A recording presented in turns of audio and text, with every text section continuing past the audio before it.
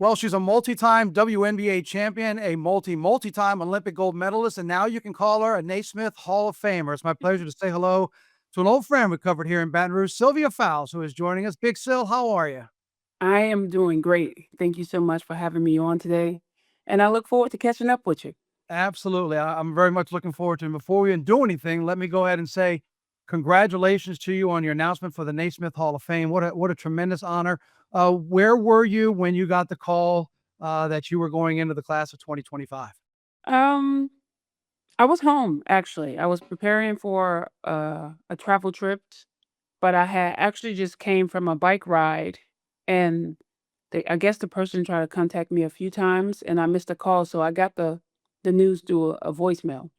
So you're by yourself and you get a voicemail. Was there any reaction? Yeah, with no interaction being recorded, was it just a humbling experience, an appreciative voicemail? How many times did you listen to it? First I had to. I got the message. I listened to it, and then I got very excited. And I remember when I got back in the house, like I did like a little happy dance, and I ran around a little bit, and then I was like, "Wait, did I just hear what I heard?" Then I went back and reheard the message a few times, and I was like, "Oh, he said that I made this class in 2025. Congratulations!" And so it was an exciting experience for me. It definitely was a humbling moment to see everything come back full circle and just understand that the work that I put in throughout my career hasn't gone unnoticed. So that was great to appreciate. I know how much you appreciate the game, Sil. And when you look at this class, there are three women going in, and all of you are first time ballot inductees Right. into the Hall of Fame. There are 27 women currently in the Hall. You all will make it 30, but I'm sure that's something that you not only paid attention to, but I'm sure appreciate even more with the fact that three of you going in and all three of you are first time ballots. I know. First time ballots. We also played with each other through USA Basketball. I played with Maya back in Minnesota. And so to have all three of us go in together as a unit also says a lot because I feel like our stretch together also changed women basketball for the good. I know you enjoy coming back to Baton Rouge. Baton Rouge certainly loves seeing you when you come back to LSU, and I know it's been a little while, but I Hmm. wanted to kind of go back down the road a little bit. How often do you reflect, especially now with this Hall of Fame announcement, recognizing your entire career? When you think back on your Baton Rouge days, what stands out to you the most? What stands out to me the most, I definitely would say legacy. Before I got there, LSU was on the up and up, and so to be able to be mentioned among some of the best players that came out of LSU says a lot. But I think the coaches just have a way of like getting the best potential up out of you in the best way, and they push you towards every level. And I think that probably was one of the best decisions I made, for my career to even hit that shift, to be able to understand who I am as a player, but also what it takes to be a pro.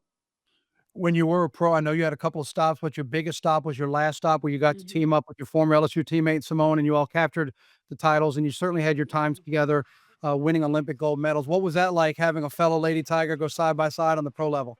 It's unreal.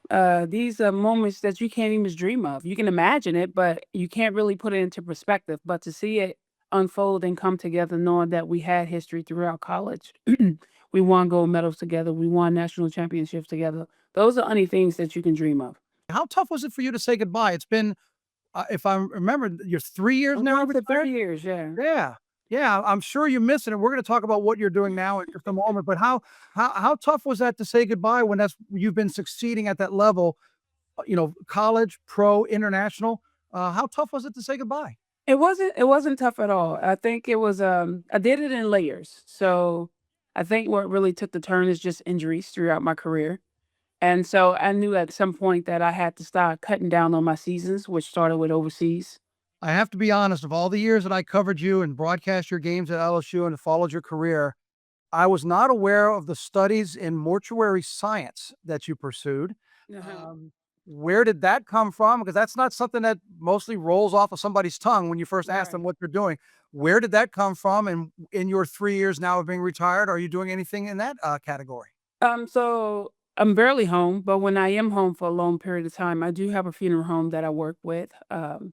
Friend of the family. We don't have anyone in our family that shows interest in mortuary science. Um, But my interest was piqued at a young age. It came from when my grandmother passed away. I always knew that this was something that I wanted to do, but basketball kind of took off and I entered that realm. But as I slowly started to think about what I wanted my future to be after I was finished, that was something that was heavy on my heart. And a lot of that just came back from like being around family. Let's look ahead a little bit. What do you think that weekend's going to be like when you go for the Naismith and the induction? Um, I don't know. I probably cry. I keep telling myself that I want, but me knowing me, I probably cry, but also just reflect on what this journey meant. And to see it come all together of all the hard work, all the times people don't see your injuries, playing through injuries.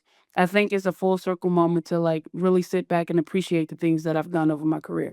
Well, you are certainly doing a lot of good in everything you're doing, Sylvia, and now we look forward to officially calling you a Hall of Famer as well. Congratulations. Don't be a Thank stranger to you. Baton Rouge. Come back and visit us I when you won't. I can. got to get back. Coach Starkey keep asking me when I'm coming back, so I'll be back soon.